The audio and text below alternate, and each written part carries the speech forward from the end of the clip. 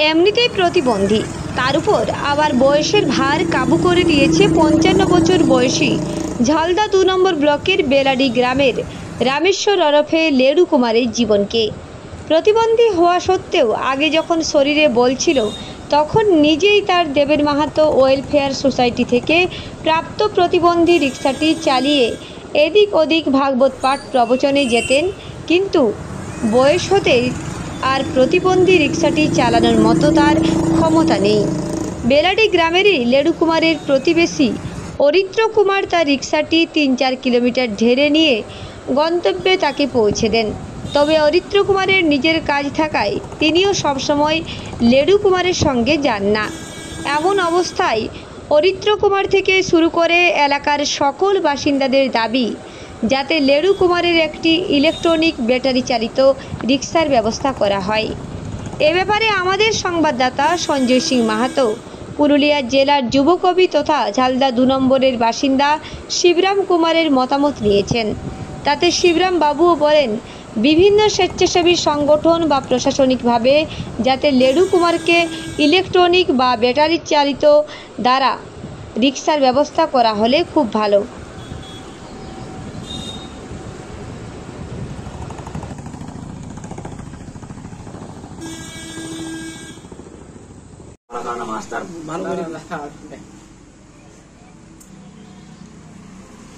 আচ্ছা, আপনার শারীরিক সমস্যাটা কি?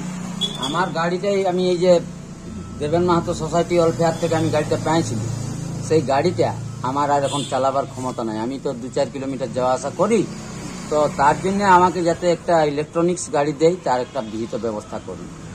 আমি অত্যন্ত মানে বিভিন্ন রকম ভগবত কথায় প্রেরণ করি। আপনি গাড়িটা চালাতে না পারার কারণ কি? এখন বয়স হইলে একটু পরিশ্রম লাগছে। আচ্ছা, আপনার বয়স মোটামুটি কত? আমার 55 55। হ্যাঁ, 55। দেখুন, যে এই যে আমাদের প্রতিবেশী যার নাম হচ্ছে লেডু কুমার, তো ইনি নানা রকম ভাগবত কথা করে, তো হয়তো 5 কিলোমিটার 10 কিলোমিটার এই রেস্কার মাধ্যমে যায়। তো রাস্তা তো সমতল নয়, আমাদের পুরুলিয়া জেলার লোক, এবড়ো খাবড়ো জায়গা আমাদের, তো সেই জন্য বয়সজনিত কারণে সেরকম শারীরিক অক্ষমতা থাকার জন্য ইনাকে যদি একটা ইলেকট্রনিক রেস্কার ব্যবস্থা করা হয় তাহলে আমরা খুবই কিন্তু উপকৃত হব। এইটাই আমরা আপনাদের কাছে অনুরোধ জানাই। আচ্ছা, আপনার নাম? আমার নাম অরিত্র কুমার। আপনি উনার প্রতিবেশী? আমি উনার প্রতিবেশী। ধন্যবাদ। হ্যাঁ, লেডু কুমার আমাদের ঝালদা ২-এর বাসিন্দা এবং আমাদের পাশের গ্রাম বেলাডির বাসিন্দা। আপনাদের চ্যানেলের মাধ্যমে জানলাম যে তিনি আগে যে রিক্সাটি চালাতেন দেবেন মাহাতো ওয়েলফেয়ার সোসাইটি থেকে তাকে প্রদান করা হয়েছিল, সেটি সম্ভবত হাত চালিত ছিল এবং তার বয়সের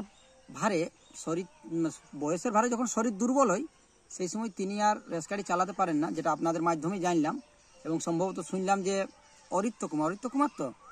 অরিত্র কুমার নাকি কোনো এক ব্যক্তি তাকে ৩-৪ কিলোমিটার রেসগাড়ি পেছনে ঠেলে ঠেলে নিয়ে যায়, তবে তিনি তার গন্তব্যে পৌঁছেন। কিন্তু ওই ব্যক্তির যেদিন কাজ থাকে সেদিন তিনিও তো তাকে নিয়ে যেতে পারেন না। তো এমন অবস্থায় বিভিন্ন স্বেচ্ছাসেবী সংগঠন এবং প্রশাসন উভয়ের কাছেই আমাদের অনুরোধ, শুধু আমি নই, আমাদের সবাই অনুরোধ, যাতে লেডু কুমারকে একটি ব্যাটারি চালিত বা ইলেকট্রনিক বা বিভিন্ন ধরনের যে কোনো যদি একটা রেস্কা প্রদান করা হয় প্রতিবন্ধীদের জন্য, তাই খুবই ভালো হয়। ধন্যবাদ।